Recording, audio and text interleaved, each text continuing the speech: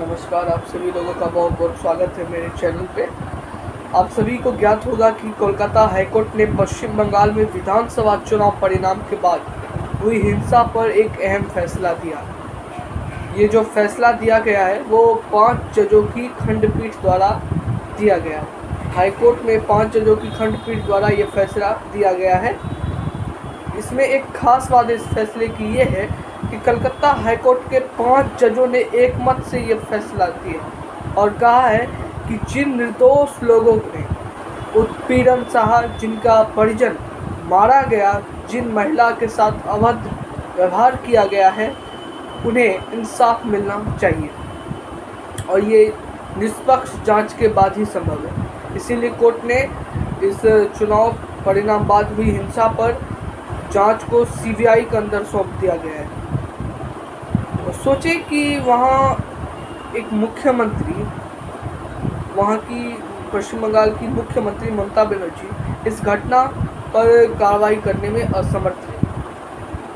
वहाँ की पुलिस ने इस पर कोई कार्रवाई नहीं, क्योंकि पश्चिम बंगाल में वर्दी का भी इस्तेमाल अपनी राजनीतिक महत्वाकांक्षाओं को पूर्ति करने के लिए किया गया और कोलकाता हाईकोर्ट ने सीबीआई को इस जांच को सौंपा है और माननीय न्यायालय द्वारा एक और ऐतिहासिक फैसला लिया गया। इस मामले में एसआईटी का भी गठन किया गया है और ये सभी सुप्रीम कोर्ट के रिटायर्ड जज के देखरेख में किया जाएगा।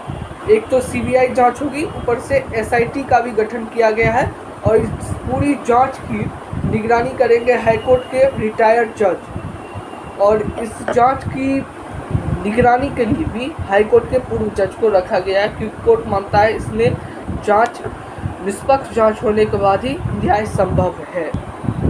और पश्चिम बंगाल के कोलकाता हाईकोर्ट ने इस फैसले में 3 बड़ी बात क्या है वो मैं आपको बताता हूँ। इस फैसले की 3 बड़ी बात ये है कि पहला नंबर ये है कि ये फैसला 5 जजों की खंडपीठ द्वारा किया गया है।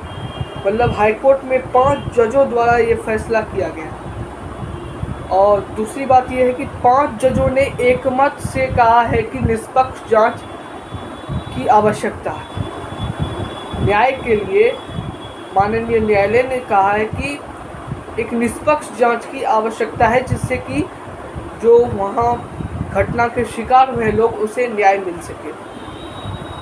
तीसरी बात यह है कि ये जांच जो होगी कोर्ट के रिटायर्ड जज के निगरानी, सुप्रीम कोर्ट के रिटायर्ड जज की निगरानी में होगी।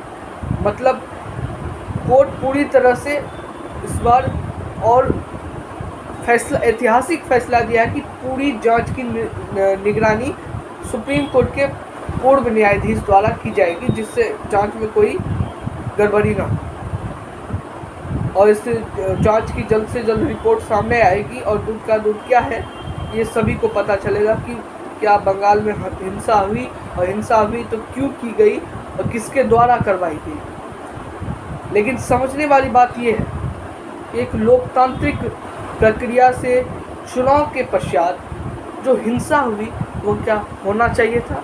नहीं, क्योंकि भारत एक दुनिया का सबसे बड़ा लोकतंत्र है।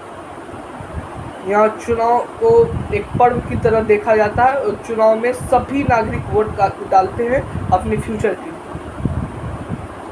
और जल्द से जल्द इसकी जांच की पूरी रिपोर्ट आएगी और सभी को पता चलेगा कि क्या कारण था, वहाँ क्या हुआ, कैसे हुआ। ऐसे और वीडियो के लिए आप मेरे चैनल को सब्सक्राइब करें। बहुत बहुत धन्यवाद।